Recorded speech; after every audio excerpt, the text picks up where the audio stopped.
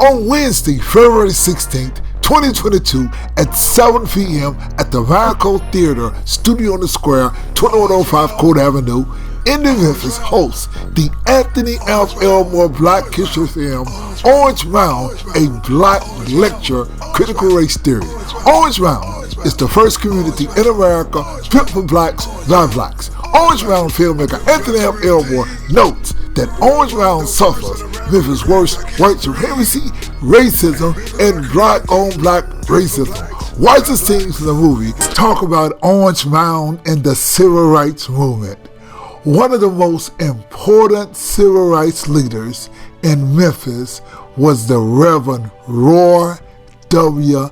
Norsworthy, the pastor of the historic Moriah Baptist Church. You see, racist whites opposed to integration in 1958 attempted to bomb the church in retaliation of Reverend Norsworthy's vocal support for civil and human rights and for the congregation's decision to allow the NAACP to use the church for public meetings. Now, look at the 1959 picture of Reverend Roy W. Norsworthy wearing the shade standing beside Dr. Martin Luther King Jr.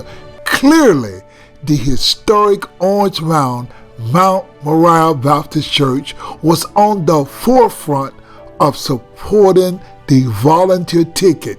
You see the Sugarman sign behind Dr. Martin Luther King. In the front of them, the sign reads Hooks and Sugarman. Dr. Martin Luther King Jr. enjoyed coming to Orange Mound, and he would come there to get his hair cut and enjoy eating soul food and experiencing the culture of historic Orange Mound.